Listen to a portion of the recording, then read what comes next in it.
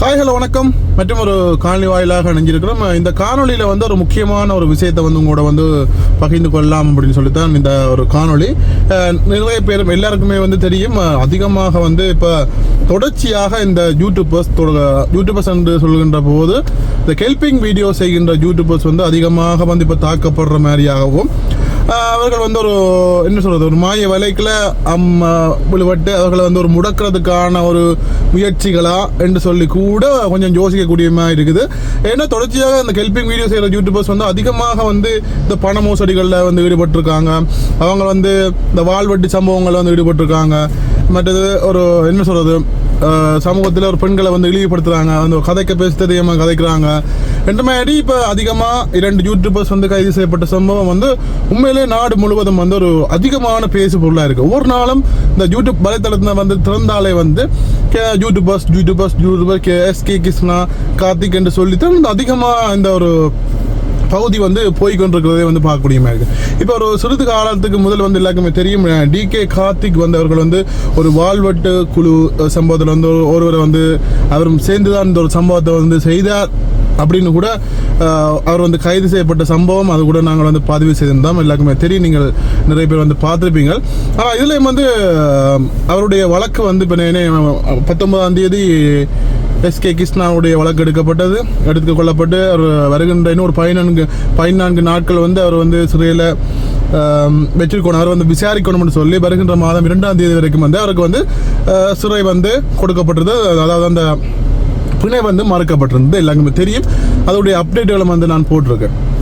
அதே நேரத்தில் இன்றைய நாளில் வந்து பார்த்தீங்கன்னா இன்றைய நாளில் 22ஆம் தேதி என்ன சொல்லி நினைக்கிறேன், 22ஆம் தேதி 21ஆம் தேதி இன்றைய நாளில் கிளிநொச்சி பகுதியில் வந்து கிளிநொச்சி நீதிமன்றத்தில் வந்து பார்த்தீங்கன்னு சொன்னால் டிகே கார்த்திக் அவர்களுடைய அந்த வழக்கு சம்பந்தமாக வந்து நீதிமன்றத்தில் எடுத்துக்கொள்ளப்பட்டது. இன்றைய நாளில் அவருக்கு வந்து பிணைகள் வந்து வழங்கப்படலாம் என்று சொல்லி கூட எதிர்பார்த்த நிலையில் வந்து டிகே கார்த்திக் அவர்களுக்கு வந்து பிணை கொடுக்க நீதிமன்றம் மறுத்திருக்காங்க.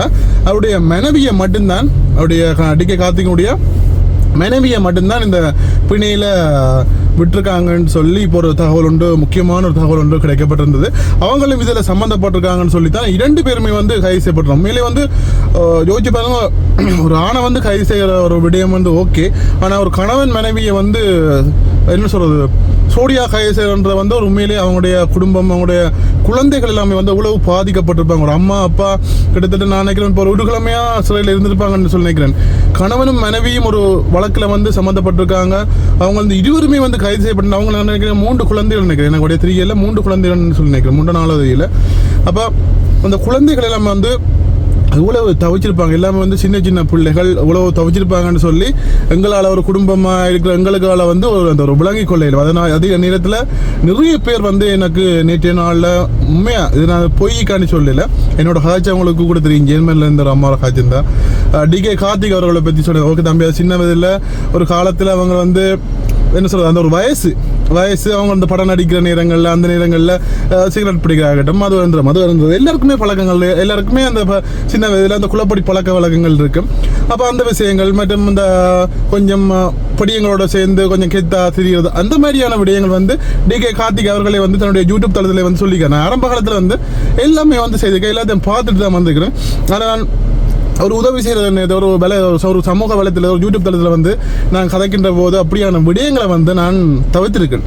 அதாவது பொது வழியில் தம்மடிக்க மாட்டேன், குடிக்க மாட்டேன், அப்படியான விடயங்களை வந்து நான் பொது வழியில் செய்ய மாட்டேன். ஏன்னா என்னை பார்த்து நிறைய பேர் என்ன பார்க்குறதுக்கு இப்போ நிறைய பேர் இருக்காங்க. அவ்வளோ பேர் இருக்க வந்து நான் அப்படியான ஒரு விஷயத்தை வந்து நான் பப்ளிக்கில் வந்து செய்யக்கூடாது, என்னை பார்த்து நிறைய பேர் வந்து கெட்டுப்போகக்கூடாது என்ற மாதிரியாகவும் வந்து அவர் சொல்லியிருந்தார். இதே விடயத்தை நேற்று நாளில் அந்த ஒரு அம்மா ஜென்மன்லேருந்து ஒரு அம்மாவால் எனக்கும் ஒரு சில அறிவுரைகள் வந்து சொல்லியிருந்தாங்க. அதே நேரத்தில் அவங்களும் நிறைய விஷயங்களை வந்து சொல்லியிருந்தாங்க. அவங்க வந்து டிகே கார்த்திக் அவருடைய நெருங்கிய சொந்தம், அவங்களுடைய குடும்பத்தார் வந்து வெளிநாடுகளில் நிறைய பேர் இருக்கு, அவங்களுடைய சகோதரங்கள் நினைக்கிறேன் வெளிநாடுகளில் இருக்கிறாங்க. அப்போ அவங்களுடைய வந்து கெண்டைக்கில் நான் நம்பி இருக்கிற தம்பி எனக்கு தெரியும் அந்த பிள்ளை வந்து அப்படியான விஷயங்களை வந்து செய்திருக்காது. ஆனால் அவர் வந்து அந்த ஒரு ஃபேஸ்புக்கில் ஒரு பதிவில் அவருடைய கொமெண்ட் ஒன்று போட்டிருந்தவர். அந்த கொமெண்ட்டை வச்சு கொண்டு தான் இப்படியான சம்பவம் வந்து இடம்பெற்று. அது மட்டும் இல்லை, அந்த வாழ்வெட்டு சம்பவம் இடம்பெற்றதில் அந்த வாழ்வெட்டு சம்பவத்தில் ஈடுபட்டவர் வந்து பார்க்கறதுக்காக வந்து டிகே கார்த்திக்கும் அவருடைய மனைவியும் வந்து அங்கே போயிருக்காங்க. அந்த நேரத்தில் வந்து அப்படியான ஒரு சம்பவம் இடம்பெற்றதாகவும் வந்து இன்றைய நாளில் மேலே கூறப்பட்டிருந்தது. அன்றைய நாளில் வந்து கூறப்பட்டிருந்தது. இன்றைய நாளில் டிகே கார்த்திக் அவருடைய வழக்கு வந்து எடுக்கப்பட்டு அவருடைய மனைவி மட்டுமே வந்து இன்றைய நாளில் விடுவிக்கப்பட்டிருக்கார் என்ற ஒரு செய்தியை வந்து உங்களோட வந்து சொல்கிறதுக்காகத்தான் இந்த ஒரு காணொளி. ஓகே, தொடர்ச்சியாக நிறைய புலம்பெயர் தேசத்தில் இருக்கிற நிறைய உறவுகள் வந்து தொடர்ச்சியாக வந்து உங்களை அழைப்புகளை வந்து எடுத்துக்கொண்டிருக்கிறீங்க. எல்லாருக்குமே நன்றி. நிறைய விஷயங்களை வந்து கதைக்கிறீங்க, இது உண்மை, இது போய் யார் செய்தது சரி என்ற மாதிரியாகவும் வந்து நிறைய உறவுகள் வந்து காய்ச்சி கொண்டிருக்கிறீங்க. இன்னும் பொறுத்த வரைக்கும் ஒரே ஒரு விடயம்தான், அதிகமாக இந்த முந்தைய காலங்களில் வந்து பார்த்தீங்கன்னா அந்த உதவி திட்டங்கள் வந்து ஒரு அமைப்புகள் மூலமாகவும் பொதுவாக அரசியல்வாதிகள் அவர்கள் மூலமாகத்தான் வந்து அதிகமான புலம்பெயர் தேசத்தில் இருக்கிற உறவுகள் வந்து கண்டக்ட் பண்ணி நம்பர் வேண்டி இந்த உதவி திட்டங்களை வந்து அதிகமாக செய்து கொண்டிருந்தாங்க. ஆனால் அதுக்கு பிறகு வந்து பார்த்தீங்கன்னா எனக்கு தெரிஞ்சு இப்போ ஒரு 10 வருஷத்துக்கு கூட இந்த யூடியூப் தளம் என்ற ஒன்று வந்த உடனே அதை பார்த்து நிறைய பேர் வந்து இந்த கிருஷ்ணாவாக இருக்கட்டும், டிகே கார்த்திகாக இருக்கட்டும், அவர்கள் மூலமாக வந்து பயனடைஞ்சாங்க. நிறைய பேர் இருக்காங்க, அவங்க வந்து தப்பு செய்திருக்காங்க. அதை வந்து நான் உறுதிப்படுத்த விரும்பலை. அவங்க என்ன தப்பு செய்தாங்களோ அதை வந்து அவர்களுடைய தண்டனையை வந்து அவங்க அனுபவிக்க போகிறாங்க. இப்போ கிருஷ்ணா பிள்ளை செஞ்சதுன்னா அது உறுதிப்படுத்தப்படமாக இருந்தால் அதுக்கான ஒரு தண்டனையை வந்து நீதிமன்றம் வழங்கும். அதே மாதிரி தான் வந்து பார்த்தீங்கன்னு சொன்னால் இன்றைய காலங்களில் வந்து இந்த உதவி திட்டங்கள் வந்து அதிகமாக யூடியூபர்ஸ் இதுக்குள்ள வந்ததன் காரணமாகத்தான் வந்து அவர்களை வந்து பழிவாங்கிறதா, இல்லாட்டி என்ன யூடியூபர்ஸுக்கு வந்து என்ன இவ்வளவு காசு போகுது, கோடிக்கணக்கில் காசு போகுது என்ற மாதிரியாக வந்து இந்த ஒரு சதித்திட்டமா, இல்லாட்டி உண்மையிலே வந்து அவர்களை வந்து அவர்களுடைய செயற்பாடுகளால் வந்து அவர்கள் வந்து ஜெயிலுக்கு வந்து போகிறாங்களா, சிறையில் வந்து அடைக்கப்படுகிறாங்கன்னு சொல்லி இது ஒரு யோசிக்கக்கூடிய ஒரு விடயமா இருக்கின்றது. இந்த ஒரு அப்டேட்டை வந்து உங்களுக்கு சொல்லணும், ஒரு சில விடயங்களை வந்து சொல்லணும்னு சொல்லித்தான் இந்த காணொலி வாயிலாக நினைந்திருக்கிறேன். இந்த காணொலி பற்றிய கருத்துக்களை வந்து மறக்காம கீழே சொல்லுங்க. மறக்காம லைக் பண்ணி பாருங்க. நீங்க லைக் பண்றவருக்கும் நிறைய பேருக்கு வந்து இந்த வீடியோ வந்து காட்டுமன்றதை வந்து சொல்லிக்கொண்டு இன்னொரு காணொலி வாயிலாக சந்திப்போம். ஓகே, பாய். வணக்கம். மீண்டும் ஒரு முக்கியமான பதிவில் உங்களை சந்திக்கிறேன். அந்த வகையில் இந்த பதிவு என்னதை பற்றி அப்படின்னு சொன்னால், இப்போ வந்து எஸ்கே பிளாக் கிருஷ்ணாவை பற்றிய விமர்சனங்கள் பலவாறாக போய்கொண்டிருக்குது. அந்த வகையில் நான் கதைக்க போகிற இந்த பதிவு என்னத்தை பற்றி அப்படின்னு சொன்னால், என்னுடைய வாழ்க்கையில் அண்ணா செய்த நன்மையை பற்றி கதைக்க போகிறேன். என்ன பார்த்தீங்கன்னு சொன்னால், நான் ரஜீவன். பிறப்பிலேருந்தே 2 கண்ணும் தெரியாது. சரியான கஷ்டப்படனா இந்த பதிவை வந்து நீங்கள் அண்ணாண்ட யூடியூப் சேனலில் இப்பையும் பார்க்கலாம். அப்போ என்ன வீடியோ எடுத்து நான் என்னுடைய கஷ்டத்தை எல்லாம் சொல்லி எனக்கு ஒரு 10 லட்சம் ரூபாண்டாலும் நிலையான வைப்பு திட்டம் செய்து தாங்கோ அப்படின்னு சொல்லி கேட்டிருந்தேன். அண்ணா வந்து நான் கேட்டதை விட அதிகமாகவே எனக்காக காசு சேர்த்து, என்ன டைம் இருந்த காசையும் சேர்த்து 27,65,000 ரூபா காசு நிலையான வைப்பில் வந்து போட்டு தந்தவர்.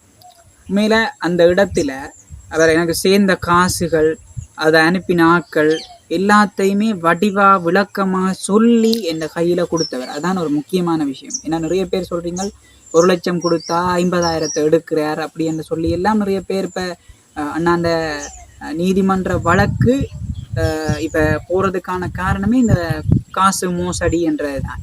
அவை வந்து அப்படியான பொய் குற்றச்சாட்டுகளை வந்து முன்வைக்கிறீங்கள்.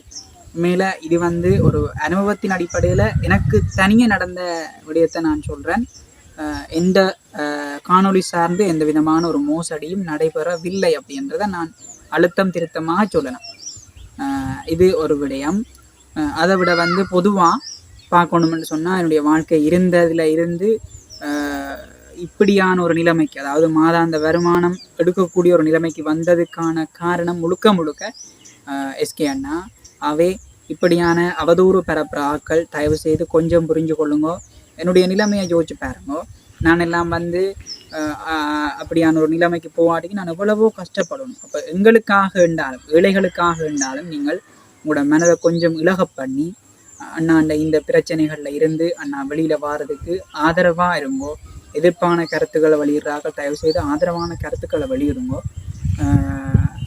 எங்களுடைய கருத்துக்களையும் வந்து கொஞ்சம் நீங்கள் கவனத்தில் எடுத்து செயல்படுங்கோ அப்படின்னு சொல்லிக்கொண்டு, இது அண்ணாக்கு சார்பானது இல்லை, என்னுடைய வாழ்க்கையில் நடந்த உண்மையான சம்பவம். அதாவது 20 ரூபாவுக்கு எதிர்பார்த்த காலம் போய் கையில் 16,000 ரூபாய் வச்சிருக்கிற ஒரு நிலைமைக்கு கொண்டு வந்து விட்டது எஸ்கே அண்ணா.